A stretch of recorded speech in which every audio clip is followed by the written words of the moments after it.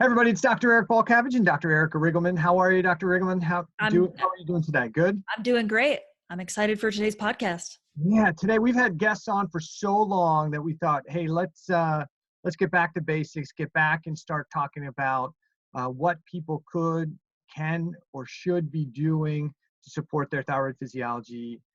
Do they have a hypothyroid condition? What symptoms might they be experiencing?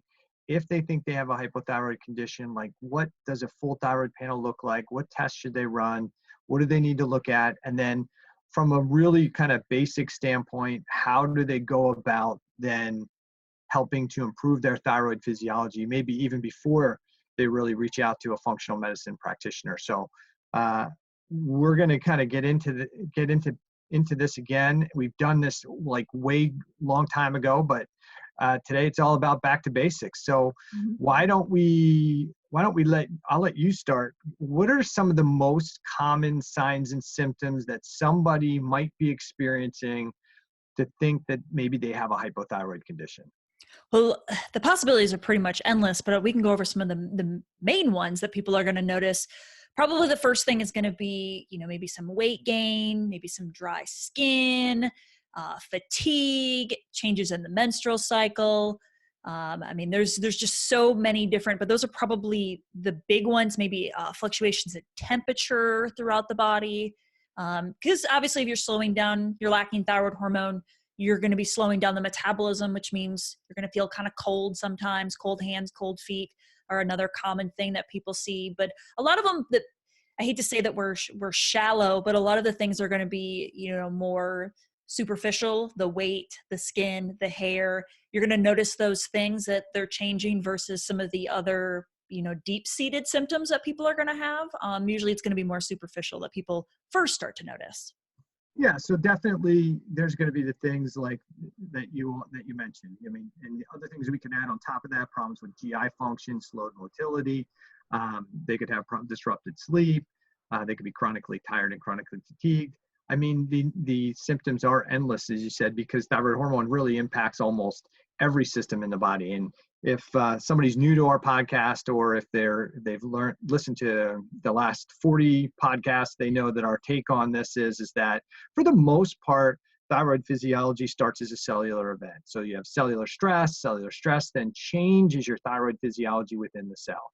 And you shift from this kind of energy production metabolism to more of a fight or flight or cell defense mechanism. And in that situation, the less important systems for cell defense, or those systems that aren't important in the cell for cell defense, get shut down. And so same thing within the body. If it's a system in the body that's not as important for cell defense, that system gets downregulated. So your skin's not as important during cell defense, right? Your hormones and your libido not as important when you're fighting against something.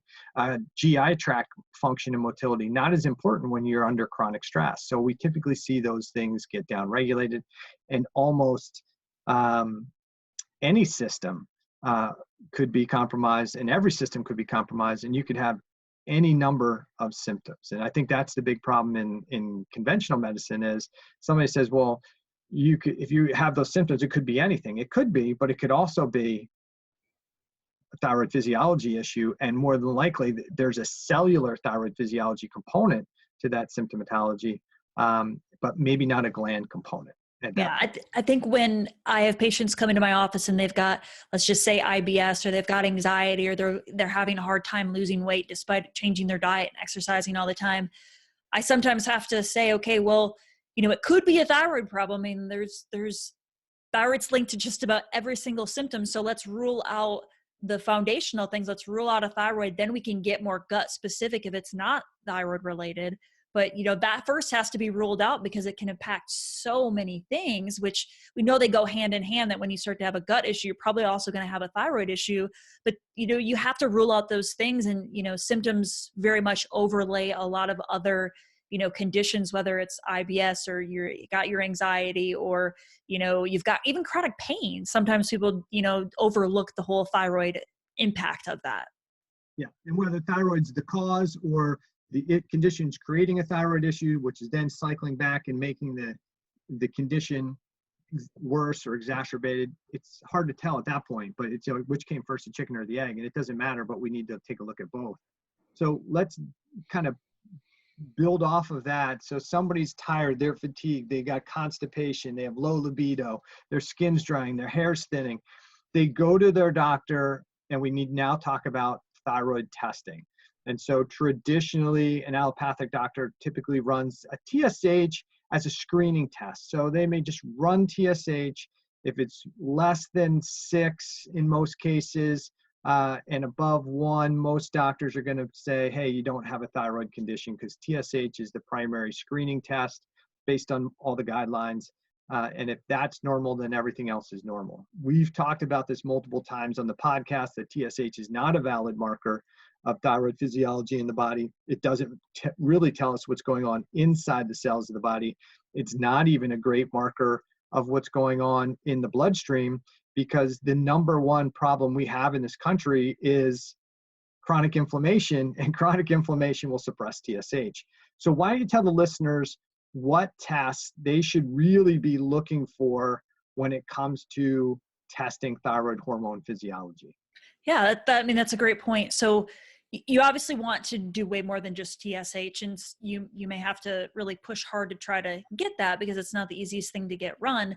When we're looking at, you want, obviously TSH still has a place in a thyroid panel, so you want to see TSH, but you also need to be looking at the total T3, total T4, the free T3, the free T4. You want to know what those hormones are by themselves and bound in the blood. That's giving us at least a picture of what's available for the cell to utilize. We also want to be looking at reverse T3, maybe T3 uptake, and then we can't forget the antibodies. I think that Hashimoto's is a very common thing that people have, and it kind of coincides with cellular hypothyroidism, but you can't ignore that either. I think the antibodies are important, and a lot of people think that that's where the thyroid testing should end, and it really doesn't end there. I think that there's also a place for a comprehensive metabolic panel where you're looking at other markers such as blood sugar, inflammation, all of the vitamin D. You want to be looking at all those other markers to see, you want the full picture, because, all those things do impact, the thyroid itself. Yeah. So we want to look at a more comprehensive thyroid panel. And I think most people need to understand, if you go to an allopathic physician, whether they're your GP or they're an endocrinologist, they're going to run TSH and T4, not because they're bad people. It's just because that's what the guidelines are. So they're following the medical guidelines. Those are the only 2 tests that are really needed to treat with T4 thyroid medication. So if TSH is lab high, if T4 is lab low, the only treatment is really a T4 medication. Some progressive doctors might do a T4, T3 combo, but most just put T4 into the system. And the goal is to normalize TSH and T4. In functional medicine, you should see most of us who would deal with thyroid physiology definitely running the more complex panel, like Dr. Erica said. And then the other thing we're going to take a look at is we often want to take a look at, T4 and T3 kind of in combination, because if your T4 is low on your lab report, whether it's low normal or lab low, your reverse T3 levels are probably going to be normal, and they're probably not going to be high, because you have to have sufficient levels of T4 to make reverse T3. So when you look at reverse T3, if it's normal, and I typically look at reverse T3 not being higher than 18. I don't know what you use. Is that about the range that you use? I know some people say 15, some people say, I saw somebody the other day post 11. I don't think that's necessarily where it needs to be. I think really what we need to do is take more a look at the ratio. Yeah. That's more of what I look as the ratio. Obviously if it's getting into the 20 range, I'm obviously alarmed at that point, but the ratio I think is a great depiction. Yeah. And so a key thing to remember, if your T4 is low and you have a normal reverse T3, it doesn't mean you don't have this deactivating effect, this what we call cellular hypothyroidism going on. It just means that because your T4 is low, you don't have enough reverse T3 floating around, because there's not as much to be converted. So then we want to take a look at the T3 to reverse T3 ratio, which should, in almost everything I've read, that value should be greater than 10 in health, and it'll be less than 10 when there's cellular hypothyroidism or a favoring of deactivation of thyroid hormone. And you can also look at free T3 to the reverse T3, and in health that should be greater than 0.2. When there's cellular hypothyroidism, it's going to be less than 0.2. Okay, so those are the things we need to consider. And I think there's one other piece we have to take in mind when we're looking at those ranges, and that is if you're not taking any medication, not as big of a deal. But if you're taking T4 medication, you have to take that into consideration. Most docs will. And if you're taking a T3 supplement, it's going to skew those values as well, because you don't have the T4 to T3 conversion occurring, and you got elevated levels of T3, so that'll totally throw that value out the window. The other thing that you mentioned, and I think it's really important for patients to see, is we want to take a look at the rest of the metabolic panel. For us, it's really important because we want to look for clues that there may be hypothyroidism at the cellular level that may not be picked up by a TSH and maybe a T4, but we may pick it up with those other tests or those ratios, and we want some confirming evidence. And so we can look at things like elevated cholesterol. So if you have elevated cholesterol, it's a good indication you might have cellular hypothyroidism going on. And definitely, if you're insulin resistant, there's a really good chance that you have cellular hypothyroidism going on. There are really 4 glucose transporters that are talked about. 1, 3, and 4 essentially are the ones. Glucose transporter 4 is the one that's insulin dependent. The other ones really kind of manage the basal rate glucose transport. But if you're insulin resistant, it's a good sign that your thyroid hormones are depleted, because you need T3, sufficient levels of T3 inside a cell for that insulin receptor to work appropriately. If you don't have sufficient levels of T3 inside the cell, you're going to see a rise in insulin. And then what's going to happen is you're going to start to see more glucose go into fat cells, because the glucose 2 transporter doesn't need the insulin, and it can just flood in there, and you're going to store that extra glucose as fat. So we always want to look at other markers on the lab test. Definitely look at inflammatory markers, right? Because those are the things that are going to drive the conversion of T4 to T3 and T3 to T2. So I think the next thing we want to consider is like the phase, right? Where is the person in regard to hypothyroidism? Is it cellular, meaning it's just, we don't see any thyroid antibodies. TSH may still be normal. T4 and T3 in the blood may still be normal, but it's the ratios in the reverse T3 that we see elevated, right? Yep. The other thing we may want to look at is, as you said, thyroid antibodies. And so we might want to take a look at thyroglobulin antibodies, TPO antibodies, and even possibly TSI antibodies based on where our patient is. There are a couple other autoimmune processes or antibodies that can be associated with thyroid dysfunction, but definitely Hashimoto's and thyroglobulin and TPO are the number 1, probably number 2 that we're going to see, followed by Graves, and the other ones are really, really more rare. So we want to see if they have Hashimoto's and they have that autoimmune attack. That'd be like phase 2. And then we want to see if TSH is elevated, but T4 is still normal, then that you may get diagnosed with subclinical hypothyroidism, which means you still have cellular hypothyroidism going on more likely, and you're now losing part of your thyroid function. And then are you in really the last phase of hypothyroidism, which is really primary hypothyroidism? And that's where your TSH is above lab range and your T4 is below lab range. It's an important thing to note for people to understand, because their doctor may say, hey, you have hypothyroid symptoms, but it's not a thyroid condition because your TSH hasn't risen above lab range, your T4 hasn't dropped below lab range, and we're just going to wait and watch. But the reality is, what the research shows is that by the time TSH rises above lab range and T4 drops below lab range, you've lost 90% of your thyroid gland function. 90%. I mean, it's way too far down the path by the time you've lost 90% of your thyroid function. So we don't want to wait. When you start having hypothyroid symptoms, when you start having any symptoms on a regular, consistent basis, that is a sign of a problem. And the symptoms aren't the problem, they're the signpost of a problem. Mm-hmm. And if you can't figure out what's causing them, then that's the job for somebody like Dr. Eric or myself to say, okay, what are the most likely scenarios, right? Mm-hmm. All good with all that? Yeah. Yeah. All I right. think it's important to understand that when you start noticing, you got to be in tune to your body. And when you start noticing that something's not right, obviously we highly recommend going and getting testing, but there's a lot of things that you can do first and foremost before you even have to pull into your pocket to go to a functional medicine doctor that you could try at home that are foundational things. And I think that's a, part of this podcast is being, this episode is being the basics. So I think we should probably touch on what are those foundational things that if somebody isn't ready to go to a physician yet, what can they try at home? At least try. And if that doesn't resolve your problems, then they can move on to the next step. So I think we should talk about some of these basic things. So what would you say the first thing that someone should try if they're looking to just try to improve their thyroid function? Well, I think almost all of us in the functional medicine space would say, hey, let's make sure we have good dietary fitness. And I always break it down in what I call fitness factors, but definitely dietary fitness is a great place to start because everybody would pretty much agree that healthy food is a good place to start. It's foundational.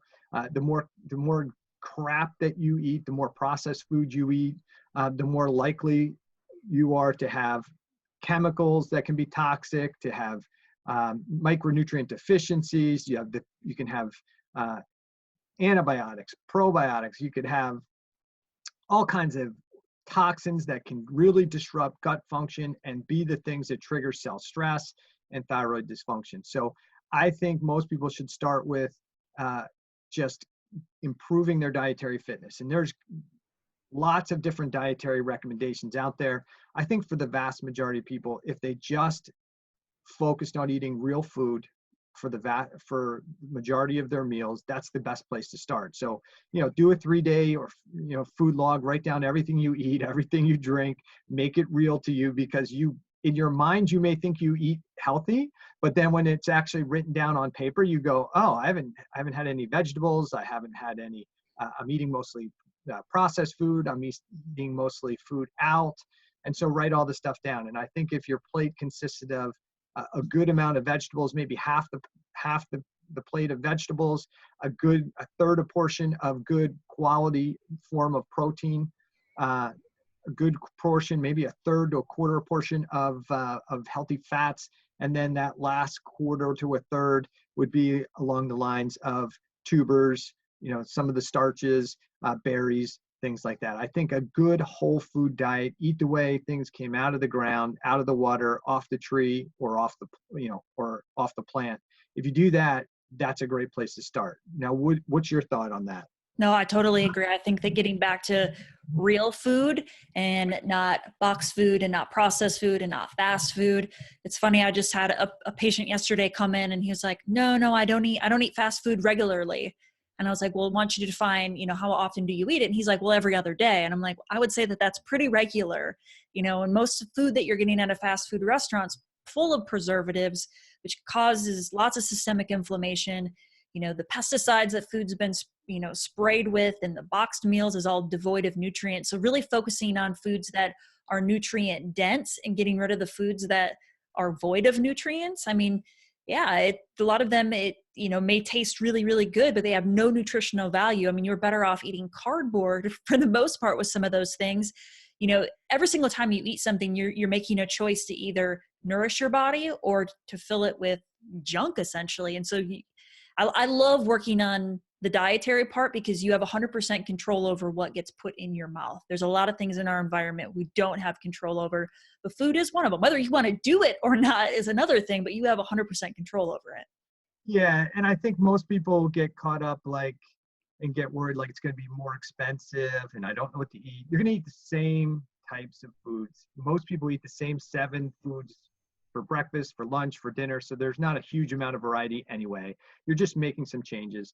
The quality of the food's better. It's more nutrient dense. You're probably going to be less hungry than when you're eating processed foods and carbohydrates. You're probably going to wind up, but you're able to buy more volume when you buy junkier foods, but you wind up eating that same volume. When you buy healthy whole foods, yes, you're typically paying a little bit more for some of those things, but because they're so nutrient dense, you don't need as much. So you wind up, I know for me personally, I eat less volume of food. And so there's really no net expense to it. I mean, it's actually more cost effective to eat healthy food.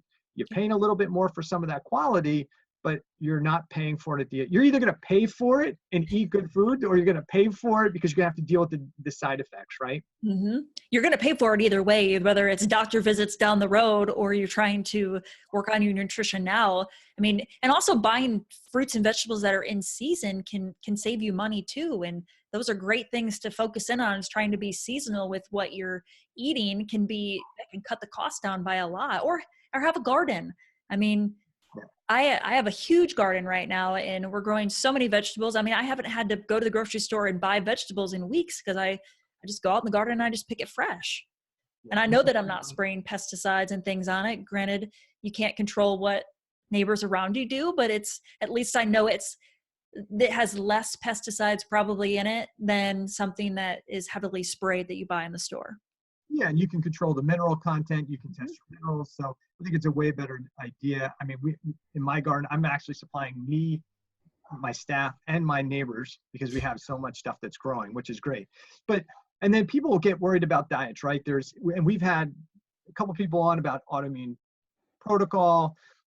There's vegetarian, there's keto, there's carnivore, there's all those things. There's low histamine, low FODMAPs. I would tell everybody, don't get focused on those things initially. Focus on whole foods first, because that's the simplest thing to do, the place to get started. I would say that's the basics. And then if that's not working and you've done all these other things that we talk about, then the next thing to do is maybe start tweaking that dietary stuff. But at that point in time, I'd really highly recommend that you work with somebody, because they can help you kind of shorten that learning curve. Because you have somebody who, if you're that person that says, I don't feel good after I eat. Okay, what are you eating? Well, it's right after I eat. It's like, even when I eat like raw vegetables and things like that. Well, that's a clue to us that maybe there's something like SIBO going on, and maybe then we can give you a quicker shift to your diet. Maybe it's a SIBO diet. Maybe we switch you into even maybe more of a carnivore diet, at least short term, because you're not dealing well with the lectins and the phytic acids and maybe some of the carbohydrates that are in some of those, what we call healthy foods, but we can shorten that learning curve for you. So definitely start with the basics. So what would you say is number 2? What's a number 2 basic thing to work on? I would say probably stress. Stress is, and people think of stress as being, whether it could be physical stress or emotional stress. I mean, it's all stress to the body. It doesn't really matter. So I think evaluating let's break it down for you. Let's break it down to the emotional piece. So what would you give? Because we'll talk about physical stress, because I think that's huge. But talk to our listeners about emotional stress. How can that impact the system, and what can they do? Well, we know that stress on the body is when it plays a role in your adrenals have to respond to that stress response, which then can impact hormones, which impact, at the foundation, stress causes inflammation. Inflammation can lead to cellular hypothyroidism. So, we have that stress response that can create more cortisol. The cortisol then affects the cell component of it, which then the cell can become resistant, essentially. So when we're looking at emotional stress, we're looking at your job, your marriage, your kids. And, I wish I could say that I could just wave a magic wand and get rid of everybody's emotional stress, but it's not going to happen. So the best thing you can do is try to remove the stressors that you can that are non-essential in your life, reevaluate things, and then find an outlet for your emotional stress. So, whether that is meditation or, taking a bath, taking personal time, exercising, reading a book, you've got to find what works for you to try to calm you down. And, there's some great apps and tools out there for people to work on lowering their stress, whether it's looking at heart rate variability or, there's lots of different tools out there that you can utilize to help promote you into more of a calming Zen type of, atmosphere. Yeah, I think those are all great ideas. And I think for most people, the issue is not the things that happen to them. The thing is, maybe it's the people that are around, but really more importantly, for a lot of it is the people. It's our perception of the people, the perception of their behavior. It's really our issue and how we perceive those people. Granted, there are people who just are like black holes, right? They just take every ounce of energy out of you. And if you have those people in your life, do your best to divorce them as much as possible from your life. I mean, it can be one of the best things that you ever do for yourself is take those cancerous people that are in your circle and just divorce them. You know, I've had to do that myself. I'm sure, Erica, you've had to do that, and it's scary. It doesn't feel good. You know, you may have a period of like, oh my gosh, how can I do that? How can I do it? You can do it. And many times once it's done, once you've made that commitment to say, that's it, I'm done. Man, life just you just feel better. You feel like a weight's off your shoulder because you don't have that cancerous relationship showing up in your life. You don't, every time they come to the door, you're not going, ugh, here they are, or worried they're going to give you a phone call, or worried what they're going to say. So definitely consider who's in your circle that may be creating that stress for you. The other thing to do is just, how do you perceive people? Many times people are like, well, they never say anything nice to me, and so I don't like them, and they stress me out. Okay, well, what are you doing to make that relationship more beneficial, to get what you want out of that relationship, right? So I think a lot of times it's more about how we perceive something and how our behavior is, more than it is what other people are doing. And then, yeah, the apps, I think there's apps, Heart Math, Brain Tap, Calm. There's lots of different apps, Juve, and there's a number of devices that can really help calm the emotional side of the equation. So I think definitely getting emotional stress under control. Definitely do things like gratitude and journaling. Find an outlet, like Erica said, if you're focused on stress, you've got to find a way to replace what you're focused on, or you're going to be stuck kind of. And let it go. I think, yeah, you got to find a tool, right? Yeah. I think in letting things go, you know, bad things happen to good people. And I get it. I see people who, whether it's, you know, a death, a divorce, or a bad relationship, but holding on to it's not punishing the other person. It's only punishing you. So sometimes you don't have to forget it. You just have to let it go and not hold yourself hostage to those emotional things that maybe happened 10, 15, 20 years ago, because it's hindering people from getting better. I see it all the time where it's just people are so hung up on whether it's their diagnosis or that one thing that happened to me. And that's like a huge roadblock for them getting better. Yeah. And that thing may be gone, that person may be gone, and yet it's still holding you back and still impacting you. So I think that's really, really good to work on that. So I guess the next one, I'll take that one. And I think one of the things that almost everybody needs to work on is breathing and respiration. I can't emphasize this enough with my patients. I've had personal experience with problems with respiration due to lots of broken noses and deviated septum. But I mean, this is one of the basic things we need for human life and human existence is good respiration. It's cheap, it's free. You don't need any supplements to work on it. You just have to work on it. And everybody kind of resists it. And, you know, we've talked about mouth taping in the past. We talked about some nasal breathing exercises. I know we've talked about buteyko breathing and just simple breathing exercises.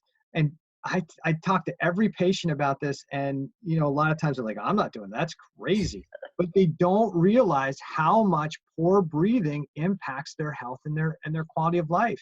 And it really can disrupt thyroid physiology, because when you are mouth breathing or snoring or have sleep apnea, it's all kind of fits into that same category. You're not getting sufficient oxygen to the brain. And anytime you're not getting sufficient oxygen to your brain or tissues, that triggers what we call hypoxia.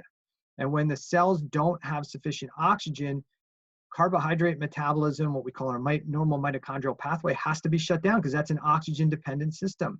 And so thyroid hormone is deactivated. It's considered by the body as a stress response. As Dr. Erica was talking about before, it revs up your fight or flight system. So you have to be able to breathe well and breathe appropriately.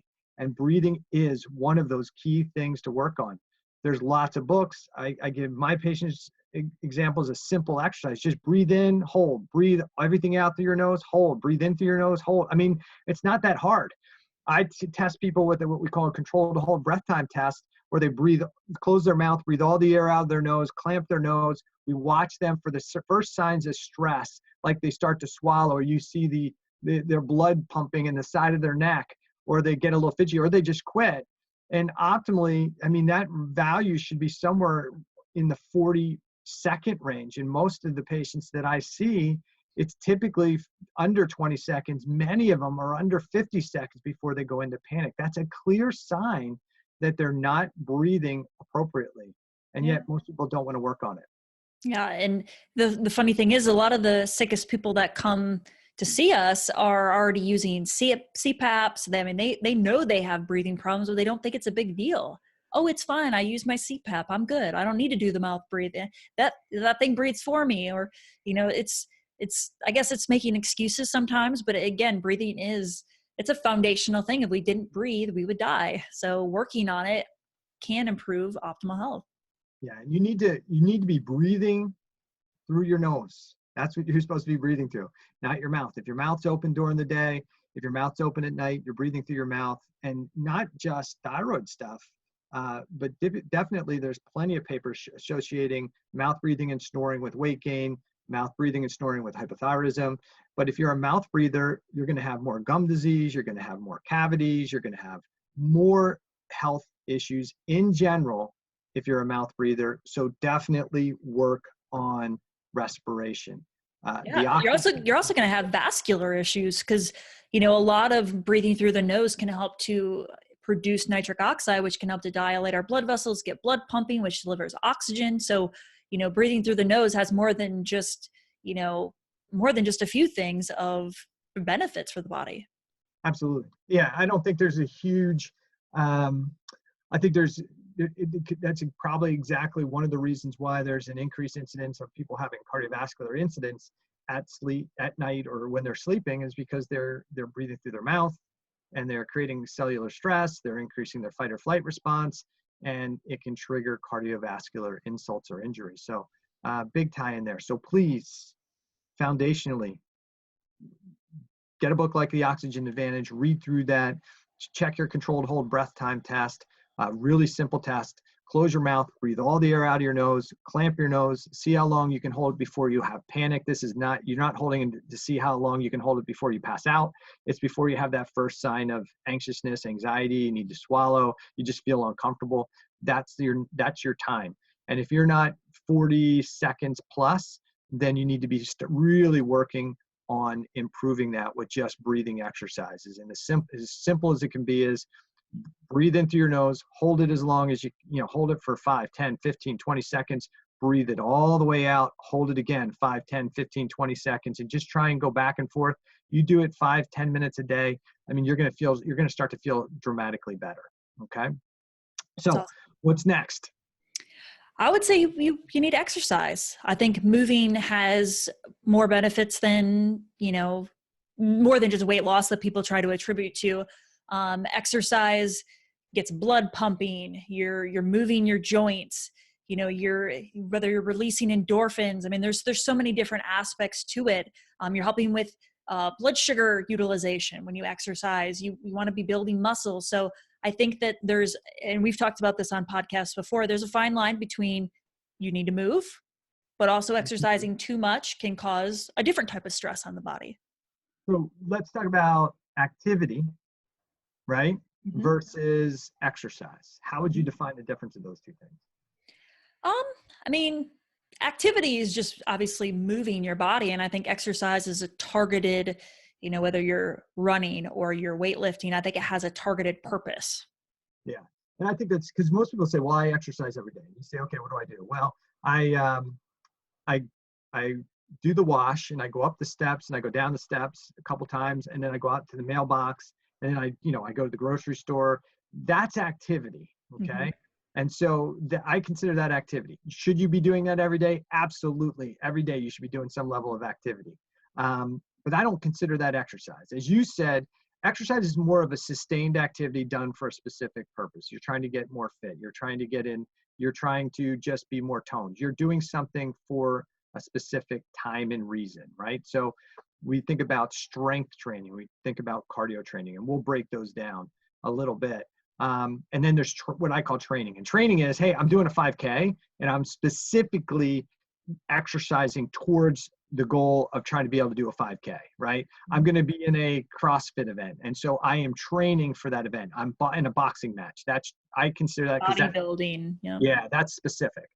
So when we talk about exercise and fitness, we kind of break that down. And I look at strength training as being one of those key things that almost everybody should be doing to some level. Mm-hmm.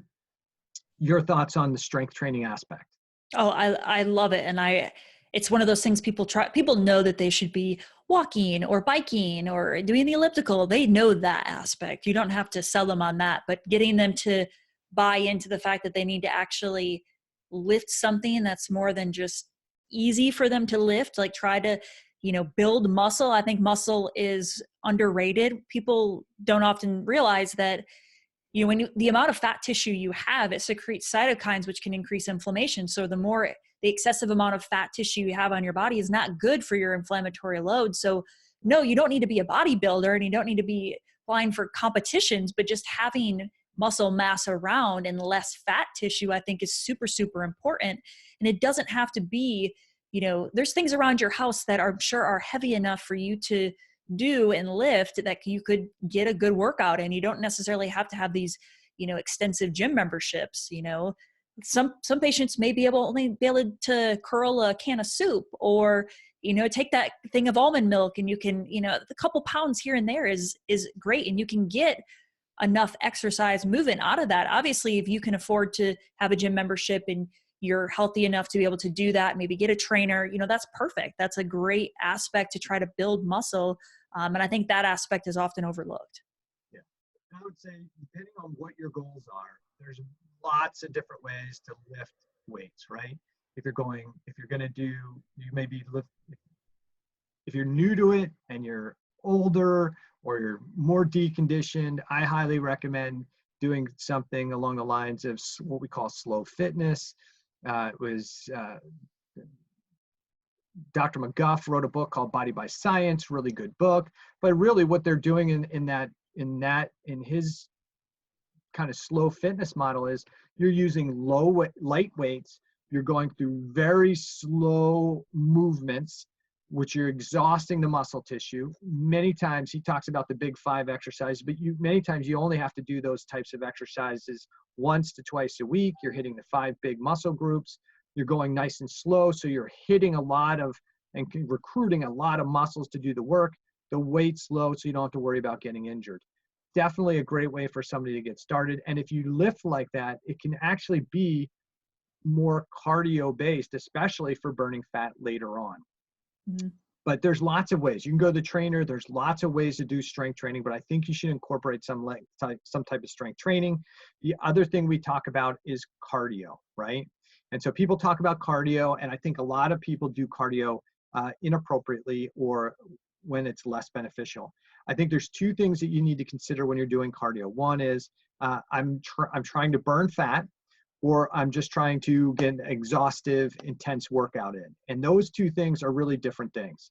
So if your goal, and I always ask people, like, why are you doing 60 minutes on the treadmill? Because I'm trying to get in shape. Okay, so what does that mean? I'm trying to tone up my muscles. Okay, that's probably not your best bet. Go lift some weights.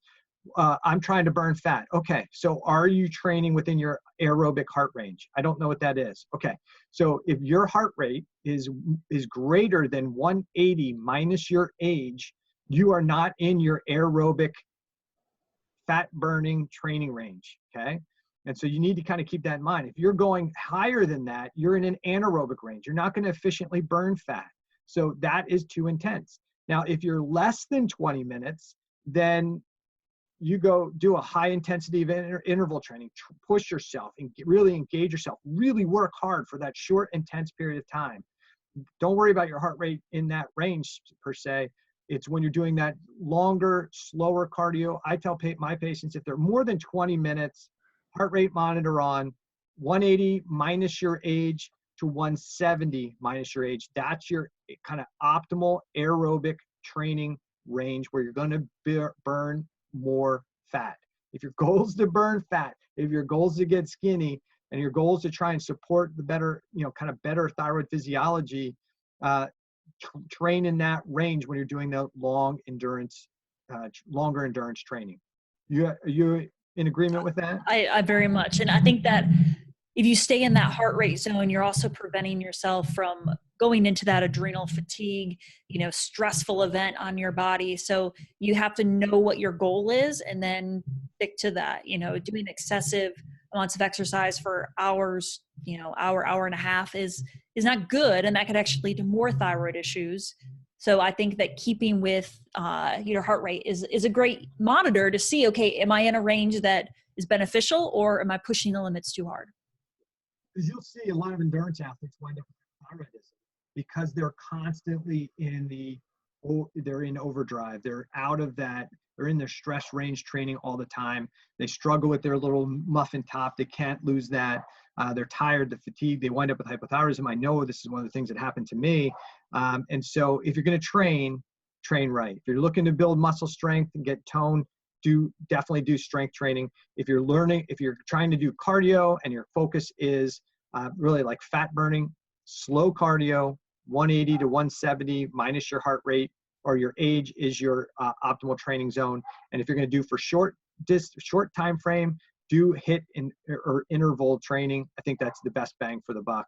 And then the last thing I would tell everybody is as part of your physical fitness is engage in some level of postural type of toning exercise / stretch, which I think yoga is probably one of the best things you can do at least once or twice a week, whether it's 10 minutes every day or a sustained period once or twice a week. I think yoga is one of those things that everybody should be doing because it helps build core strength. It helps build stability, helps build balance. It helps improve mobility and flexibility. I'm a huge proponent of everybody doing some yoga. Your thoughts? Oh, I love yoga. I mean, I think that's a great thing. Stretching the muscles, it's getting you in, positions and working muscles that you may not be able to work in other aspects. But it also, the core part of it is amazing, not only for, stability purposes, but it also prevents you from having back injuries or, if you're lifting, weights, if you can do deadlifts or not, or squats, you have to have a good core or else you're going to end up hurting your back. And then you're going to be out of commission for, weeks, months. And then obviously that sets you back and then you may not ever get back into the exercise routine. So you want to prevent injuries. And I think having a stable core is a good foundation for that. Absolutely. So what do we got left? We got sleep. Yeah. Got to have good sleep. Again, this is another one of those things that people do not really focus on trying to improve. They realize it's bad. They don't think it's a big deal, but quality sleep, and I think we've mentioned this a bunch of times on the podcast, you need a good 7 to 8 hours of uninterrupted sleep. You need good sleep quantity, good sleep quality. You have to have the appropriate sleep rhythm. Most people don't have the tools in place to be able to measure that stuff, but definitely what you can do is don't cheat your sleep. Make sure you're getting that 7 to 8 hours of sleep every night and protect that and protect, the environment as well. So what sleep tips would you give people to help them improve their sleep fitness? Well, I think sleep hygiene is very, very important. We often throw that to the wind. I think that staying on a good routine is really, really important. I think that to get that amount of hours that you're talking, whether you have a job or not, you want to be staying on the same schedule. Don't stay up to 2-3 o'clock in the morning and then sleep for a few hours and then wake up or take naps in the afternoon. I think you need to have good sleep hygiene where you're going to bed fairly, within an hour or two every single day. You're waking up within an hour or two every single day.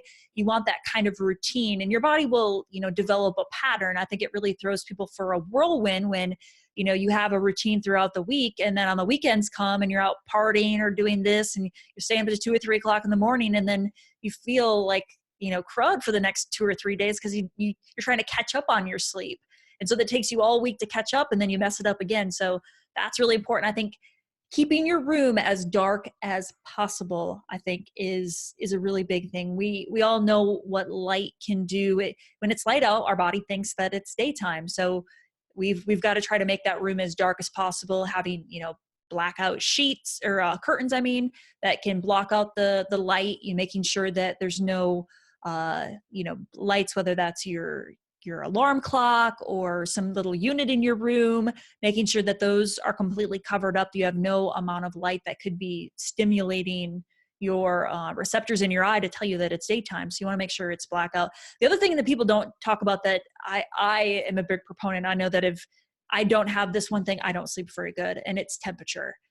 A lot of studies show that people sleep optimally when it's, around 65 degrees. Some people even say it should be somewhere around 63 degrees.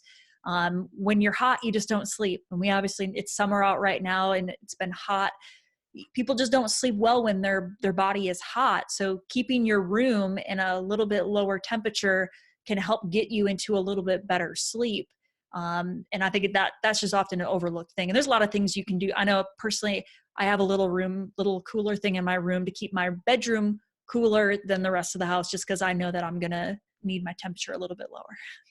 I think those are good tips. Definitely darkness. If you're one of those people who needs like a night light, for some reason, make sure it's like a blue light. So that way it's not creating disruption. Don't put the white light on there. The other thing Dr. Erica said was, hey, the blackout shades are important. I know some people wear like kind of the eye thing over to keep the light out and not worry about the shades, but your skin still pulls in or senses light. So it's not just about what your eyes sense, it's about what your skin and your other tissues sense. So definitely you can wear one of those masks, but definitely do the blackout shades. I think is make it as dark as possible.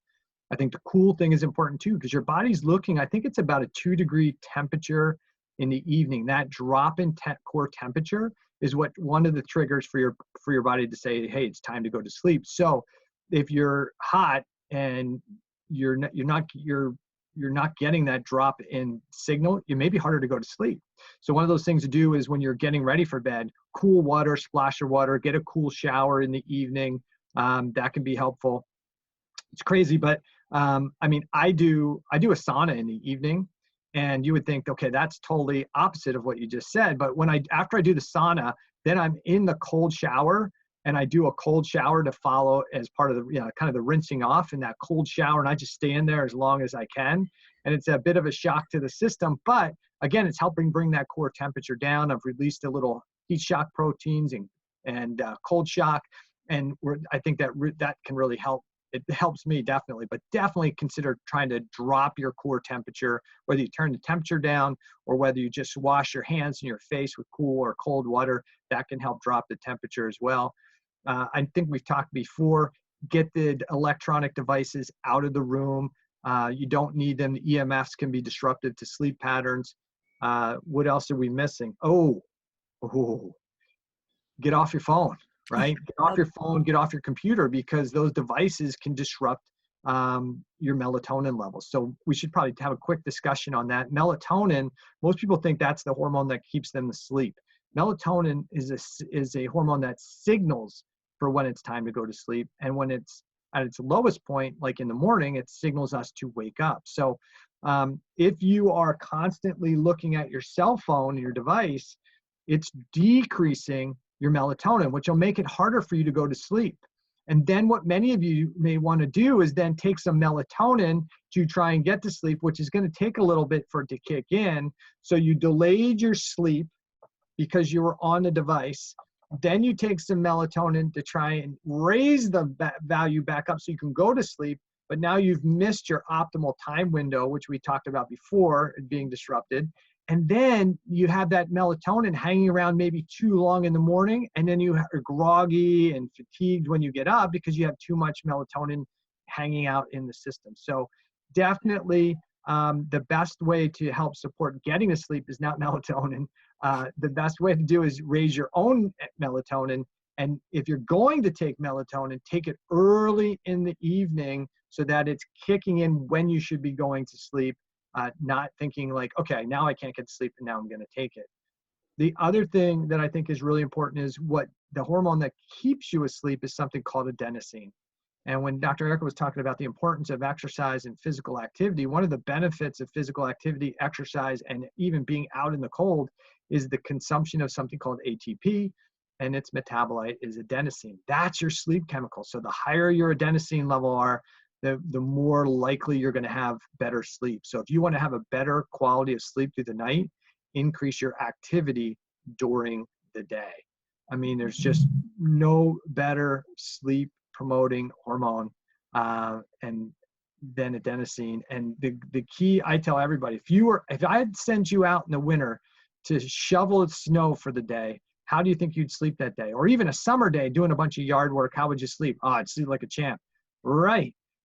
Regardless of all the other problems you got, you would sleep like a champ. And the reason is because you're doing more activity than you normally would. You're producing a ton of adenosine, and that's helping keep you asleep at night. And that is the better sleep promoting hormone. Thoughts? I think, yeah, I mean, it makes common sense. And we think about it, nobody's going to argue with you on you sleep great when you have a hard day of working and doing something outside. And, that's a great aspect. Yeah. And I think another thing is people think they have good sleep. And so there's using, just like the meditation and the stress reduction thing, there's some great apps and tools and things to track your sleep as well. I think that you've talked about the Oura Ring before. You can use that for tracking. There's lots of other different apps that you can utilize for sleeping purposes. And I think it's all about taking data. We know we love lab tests, but collecting your own data in the way that you can and utilizing that to change and to modify things, to optimize, I think is really, self-gratifying. Take it into your own hands. Yeah. And so I think that's probably good basics to give everybody as a foundational thing to work on. I mean, we could talk about more things, but I think those are great foundational concepts for everybody to work on. And if you've worked on those things and you still don't feel well, then I think we would both recommend, now it's time to talk to your functional medicine practitioner and say, okay, what do I need to fine tune here? Because now we're going to need to break down, okay, we need to identify what might be causing your cell stress, whether you've not identified the emotional stuff, whether it's a physical issue, whether you're doing your exercise wrong, whether it's a chronic infection or toxicity issues. And there's many toxins that we're exposed to in our food, in our water supply, that can disrupt thyroid physiology, that can disrupt iodine transport to support healthy thyroid gland function. And those same toxins can activate the cell danger response. So we want to look for what those potential cell stressors are and help work on removing those things to the best of our ability and mitigate some of the damage they can do if you can't get away from them. And then the other thing that's really important, just because you clean up all the stuff doesn't mean that all the metabolic systems are naturally just going to come right back online. You may have beat some of those systems so far down that you're going to need some support to get those systems back online. And I think the best thing to do in that situation is work with a functional medicine practitioner who can maybe fine tune your nutrition. They can really assess your lab work, not just look for highs and lows, but actually interpret the lab work to get more clues as to what's going on. They can help you streamline testing, because I know a lot of people like to do their own testing and they're running lots of tests through some of the free lab services, not free lab services, but direct to consumer lab services. They're running the tests, but then they don't have the skill set to know how to really interpret those tests and what to do with them appropriately. And instead what happens, and I'm sure you see this too, is you see somebody coming into your office now even more frustrated because they've spent the last 2 or 3 years trying to work on this on their own. And they're taking 5, 10, 15, 20 or more supplements, and they still don't feel well, but they're convinced that they have to take all of them. And so this is where our skill as practitioners really come in to kind of help you shorten the learning curve, help you get better faster, and be able to give you better ideas of what to look at and what to do to get your system back online. Yeah, and I think listeners should take a little note that one of the things we did not say was a foundational thing was to start a whole bunch of supplements. When you pull out, you go to the bookstore and you find a whole bunch of thyroid books and you pull them all out. The most common thing that they're going to do is tell you to start this, and this supplement. And that's usually where people start. And so I think this is a different kind of mindset to say, no, let's start with the foundational stuff. Then if that stuff doesn't work, that doesn't mean that you don't need supplements, but I don't think that should be the first place that you just run and jump on a whole bunch of supplements without even knowing if that's really what you need or not, when you still need to fix the foundational stuff. The foundational stuff isn't going to get fixed by a supplement. Yeah, all the selenium in the world is not going to fix poor breathing, right? You have to fix the breathing. Part of that is a pattern, a habit at this point. And so that's the tough part, right? Popping a cap and taking a supplement is the easy part. But just like medications can be beneficial or they can be really detrimental, supplements can be the same way. I mean, if you're deficient in selenium, that's a big deal. If you're deficient in iodine, that's a big deal. If you are, but if you have too much iodine, that's a big deal. If you have too much selenium, that's a big deal. So we don't want to just overload the body with supplements and vitamins and nutrients and think that, hey, it can't be harmful. It can absolutely be a problem, which is why neither one of us are saying, hey, here's the supplement protocol to fix it. You might come in and say, hey, selenium is good for my thyroid gland. Absolutely it is. And neither one of us would say it's not. What we're saying is fix the things that are, you have total control to fix, that doesn't require anybody to really help you, at least in the beginning. And then when it comes to supplements, and some, especially good supplements can be, let's face it, they can be expensive. Let's make sure we're being target specific, that we're really kind of making sure that we're providing you with the things you need, not just throwing a whole bunch of stuff into the body. Absolutely. So I think we covered quite a bit. It's about an hour. I think we should be able to wrap this thing up. So a couple key things I think we need to make sure from our listeners, things that we want to make sure that you understand is that we are all about you doing as much as you can for yourself to get yourself healthy and to bring and improve your thyroid physiology, improve your health. And if you do the foundational things, you're going to be so far ahead, even if you need a functional medicine practitioner, because these are all the things that we're going to have to spend time helping you do. So if you can get these things started, then maybe we only have to tweak some of those things, and then we can really help you with the stuff that really needs our expertise and our experience. So I would focus on that. Second thing is, hey, like us. Go to iTunes and give us some reviews and let us know what you think. Send us some questions of things that you have questions about thyroid physiology, like, should I be taking vitamin D? Should I be taking selenium? Should I be taking iodine? What interferes with my thyroid hormone? Should I be taking T4? Should I be taking T4 or T3?